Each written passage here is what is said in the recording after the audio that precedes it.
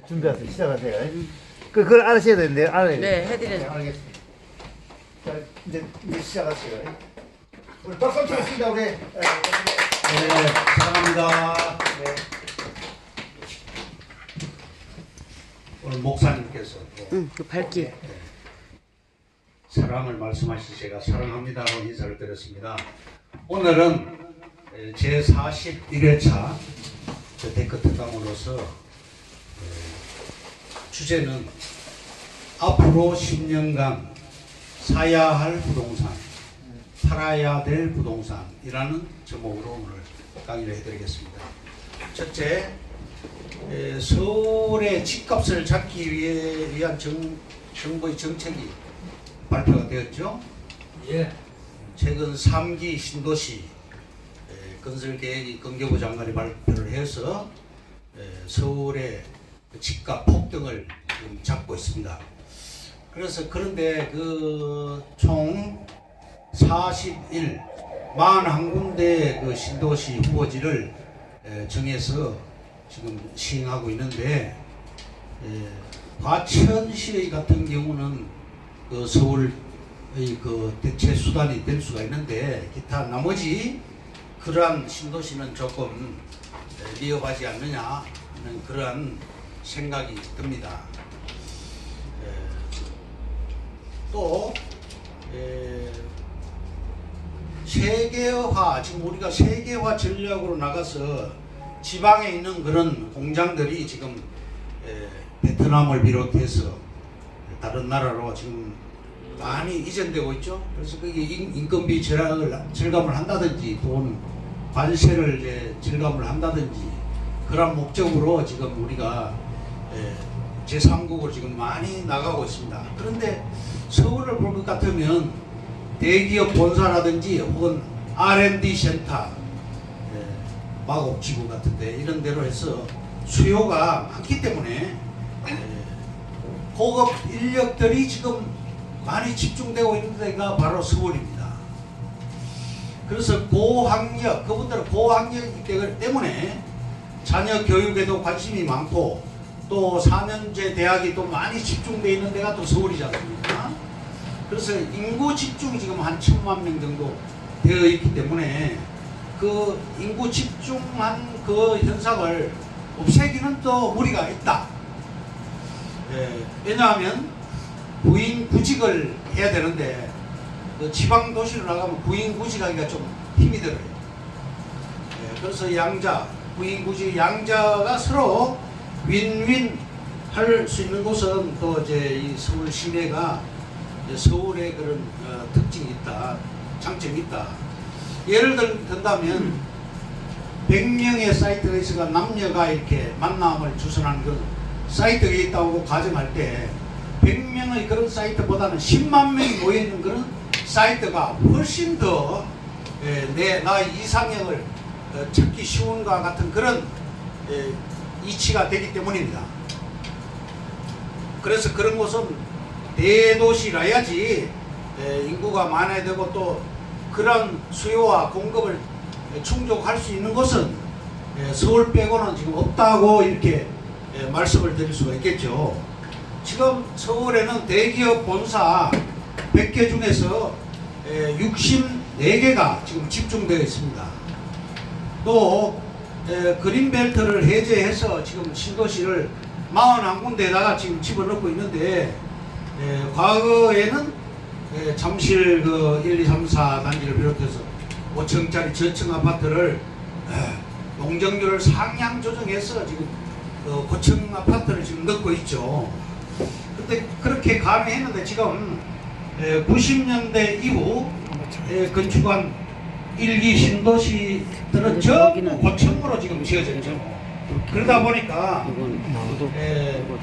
그게 2020년이 되면 만 30년이 됩니다. 그러면 30년이 되면 아파트의 그 수명이 보통 한 40년 정도가 돼요.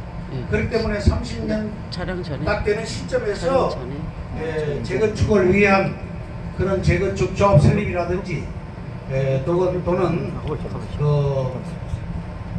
재건축을 추진하는 그런 게 시작이 되죠. 그래서 그렇지만 일기 신도시 아파트 중에서 40년이 된다 할지라도 그런 재건축을 하기 위한 그런 어려운 그런 케이스도 많이 있다. 왜냐하면 그게 용적률 때문에 그런 현상이 있습니다. 좋은데요.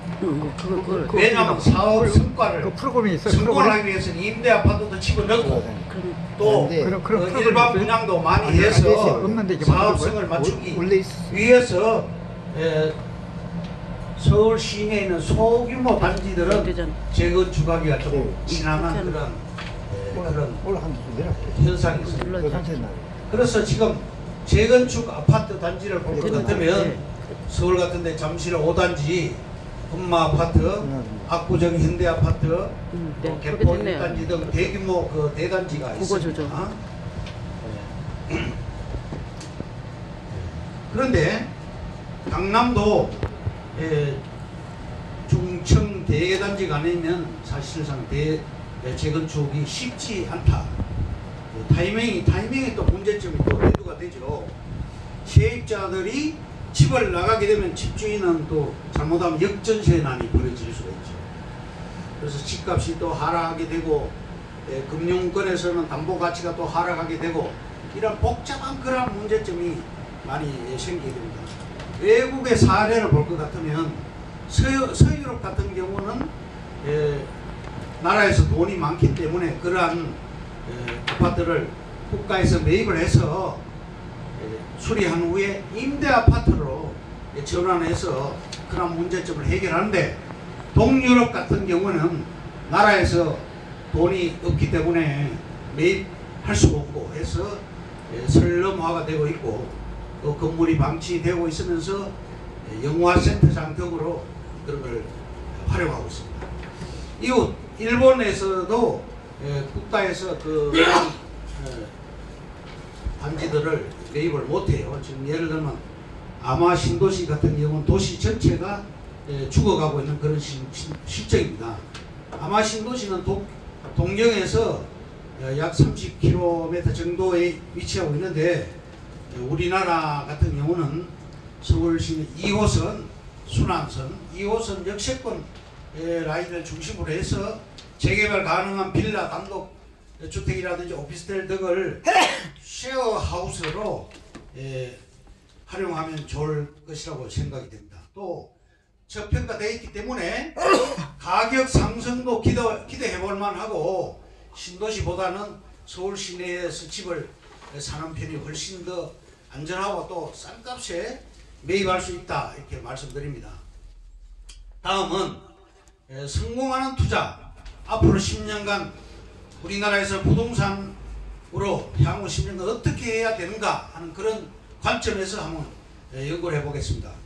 내가 좋아하는 부동산이 아니라 남이 선호하는 그런 부동산을 매입해야 성공할 수가 있습니다. 나는 내가 사는 동네가 좋기 때문에 그걸 좋은 곳이다, 좋은 부동산을 이렇게 주장하는데 내 눈에는 좋아 보이지만 남의 눈에는 별로 안 좋은 그런 동네가 될 수가 있습니다. 또 영등포 아파트하고 마포 아파트를 비교할 때 학군, 역세권, 위치, 로얄층 여부, 방향, 구조 등을 따지고 결국 어느 아파트가 비싸냐, 어느 아파트 좋으냐 이렇게 했을 때 더 비싼 아파트, 더 비싼 동네, 그것이 더 살기 좋은 아파트라고 보시면 되겠습니다. 왜냐, 모든 요소가 가격이라는 지표 안에 전부 녹아들어 있기 때문입니다. 결과적으로 비싼 아파트가 좋은 아파트라는 그런 결론에 도달하게 됩니다. 또 투자와 거주를 분리하는 게 좋겠습니다. 사는 곳하고 직장하고 이렇게 분리해야 된다. 투자는 2호선 라인 역세권으로 하면 되겠고 투자와 거주를 분리하는 게 좋겠다. 또 세 번째, 이정동 교수라는 분이 축적의 시간이라는 그 책을 쓰는데 수많은 별빛이 쏟아지는 나를 준비하라 하는 그런 말을 방송에서 했고, 김장섭이라는 분이 투자론에서 미래를 생각하고 많이 오를 수 있는 투자처를 찾아서 투자를 해야 된다고 주장했습니다. 그런데 사실은 투자는 인내심이 좀 필요합니다. 기다릴 줄 알아야 됩니다. 마음이 조급하면 안 됩니다. 우리나라가 OECD에 가입했죠. OECD에 가입해서 그 회원국 중에서 노인층, 즉 65세 이상 상대적 빈곤율이 49.6%로서 OECD 평균 12.6%보다도 훨씬 높고 한국 노인 빈곤율이 세계 1위입니다. 노인 빈곤율 세계 1위, 또 자살률 1위 국가가 바로 우리나라입니다. 왜냐하면 노년에 대한 준비가 안 되어 있기 때문입니다. 부부 노후 생활비가 월 217만 원이라는 그런 조사를 국민연금공단에서 내어놓았어요. 12,429명을 대상으로 해서 방문 조사한 결과 남자는 227만 원, 여자는 211만 원이 매달 필요하다, 이런 그 조사 결과가 나왔고, 일본 같은 경우 겐다이 비즈니스 경제 주간지에서 장래 하류 노인이 되기 쉬운 부류를 조사를 했는데 연간 수입 7,100만 원 전후의 소득자가 오히려 경제적 여유 있는 사람들이 오히려 미래에 대한 준비를 안 해놔서 소홀하다. 그래서 그런 결과를 나왔고, 경제지 프레지던트에서는 자녀 교육을 최우선으로 하는 그런 부부일수록 노후 파산 취약층이라고 보도를 했습니다. 왜 그러냐? 이유는 직장을 다니면서 죽을 때까지 일을 할 수 있을 것이라고 생각했기 때문입니다. 노인 빈곤에 빠지는 세계적인 현상이자 호모사피엔스의 한계라고 드릴 수 있겠습니다. 줄리앙 사벌레스크는 인간의 진화적인 측면을 이야기하면서 인간의 도덕적 행동은 10만 년 전에 끝났다, 이렇게 주장했습니다. 미국에서는 트럼프 대통령이 당선되면서 파리 기후 협약을 탈퇴했습니다. 사람들은 장기적인 그런 이슈는 잊어버리고 아주 단기적인 이슈에만 집중하게 됩니다. 왜냐하면 지구온난화는 수세기 이후에 벌어질 일이고, 미국에서 석유를 캐내고 또 미국의 경제를 재건하고 일자리를 늘리는 것이 현재 이득이 됨으로써 선거에 이기기 위해서는 단기적인 이슈에 집중하고 장기적인 이슈는 안중에도 없었다는 그런 얘기입니다. 그래서 호모사피엔스는 민주주의는 호모사피엔스한테는 맞지 않다, 그렇게 말씀드릴 수 있겠습니다. 넷째, 100세 시대의 노후 설계. 50세까지 25년간 벌어서 또 100세까지 산다고 가정할 때 50년간 2배의 기간에 지출을 해야 되는데 월 200씩 쓸 경우에 월 매달 400만 원씩 저축해야 되는 그런 결론에 도달하죠. 그래서 400씩 저축하고 죽을 때까지 근로소득으로 버는 방법, 또 물가가 싼 외국에 나가서 노후를 보내는 방법, 또 50대에 월 400만 원씩 나오는 수익을 나오는 그런 구조를 구축하는 부동산 임대소득이라든지 이런 것, 또 주식의 배당소득, 또 연금소득, 채권이자소득, 은행이자소득, 이런 게 있는데 50세에 은퇴를 할 경우 400에서 440배 내지 100배 상승할 그런 땅에다가 투자하는 그런 방법도 있을 수 있겠습니다. 그런데 6가지 방법을 제가 제시를 했는데 그 6가지 방법 중에서 여섯 번째 40배 내지 100배 나오는 그런 부동산에 투자하는 방법이 가장 현실적인 방법이라고 말씀드릴 수 있겠습니다. 예금을 보면 30억 정도를 현금으로 해서 예치를 하고, 주식은 51억의 주식을 보유하고, 상가는 일기 신도시에 3천 이상 상가 투자를 하는데 한 8억 정도가 또 소요됩니다. 30억을 만들려면 3천만 원으로 해서 100배가 되는 나오는 그런 투자를 해서 30배 내지 100배가 나오는 그런 투자 종목, 토지 같은 경우 대상으로 해서 투자를 하고, 과거 50년간 땅값을 볼 것 같으면 천이 971배가 상승했고 대지가 2309배가 상승을 했습니다. 부의 사다리를 타려면 한 단계씩, 아래부터 한 단계씩 밟고 올라가야 돼 한꺼번에 접할 수 없는 것이겠죠. 다음으로 친노동정책과 자영업자의 몰락에 대해서 말씀드리겠습니다. 2017년 10월 24일 조선비즈 보도 자료를 볼 것 같으면 수원에서 편의점 하는 분 A씨가 6년 전에 대기업 퇴직하고 퇴직금으로 이 편의점을 시작했어요.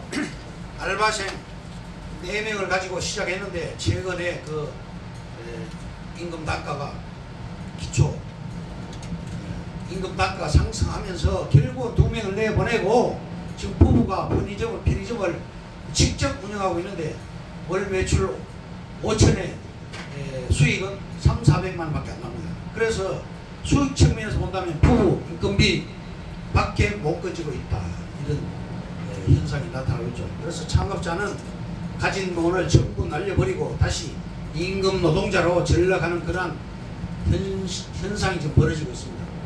2018년 8월 4일자 한경신문, 한국경제신문의 보도에 따를 것 같으면 자영업자가 10곳을 개업했을 때 90%가 망한다고 나와 있습니다. 국세청 통계에 의하면 도소매, 음식점, 숙박업, 창업을 48만 3,985군데가 했을 때 폐업은 42만 5,203곳이 폐업을 해서 약 88%가 폐업을 하고 있다고 합니다. 다음은 아파트 재건축과 재개발 아파트 평당 가격에 대해서 말씀드리겠습니다. 강남구 같은 경우는 평당 약 3,500만원, 서초구는 3,200만원, 송파구는 2,500만원 순으로 강남 3구가 지금 아파트 가격이 가장 높습니다. 강남이 되어야지 재건축을 가능하고 중청, 잠실 5단지를 비롯해서 그런 강남 3구 외에 중청 아파트가 재건축 가능한지, 목동, 분당 정도 재건축 또는 리모델링이 가능하고 다른 데는 조금 어렵다. 2008년 금융위기 이후에 인천 128군데 지역 중에서 재개발이 된 곳은 지금 한 군데도 없습니다. 인천 같은 경우. 또 서울 같은 경우는 은평구 이상 지역이 재개발 가능한데 은평 뉴타운이라든지 성북 장리원 뉴타운, 또 기름 뉴타운 등 은평구 이상이 돼야지 재개발이 가능하다. 성남, 안양 등은 재개발이 가능하나 경기 대부분 지역은 재개발이 힘들고 인천, 아까 말씀드린 인천은 불가능하다. 7번째, 다음 말씀드리면 남북 화해 무드가 미치는 영향에 대해서 말씀드리겠습니다. 짐 로저스라는 미국 투자자가 있습니다. 조지 로저스와 퀀텀 펀드를 만들어서 큰 돈을 벌고 젊은 나이에 은퇴해서 스포츠카로 애인과 전 세계 일주를 즐긴 그런 사람인데 북한에 전 재산을 투자하고 싶다고 이야기했습니다. 싱가포르에 머물면서 북한 돈을 수집하고 싱가포르 선물 시장에서 15% 가격에 거래되는 북한 국채를 매입하고 있습니다. 통일되면 남한에서 그 국채를 갚아줄 것이다, 이렇게 생각하는 것이죠. 우리 돈이 달러당 1,100원에서 1,200 정도 되고 북한 돈은 달러당 90원 정도 환율인데 장마당에서는 달러당 8,000원에 지금 거래가 되고 있습니다. 그래서 환율보다는 10배 정도가 지금 떨어져 있는 그런, 환율이 우리나라보다 10배 정도 비싸지만 시장에서는 8배 정도 오히려 낮다. 통일되면 북한 돈은 얼마나 많이 확보하느냐가 또 돈벌이 수단이 될 수 있다고 말씀을 드립니다. 또 서독과 동독이 과거에 1대4 내지 1대8로 그 환율이 조성됐는데 암시장에서는 1대 30으로 거래가 되었고 통일된 후에는 1대 1에서 1대 2로 그 바꿔줬습니다. 왜냐하면 동독 주민의 투표권 때문입니다.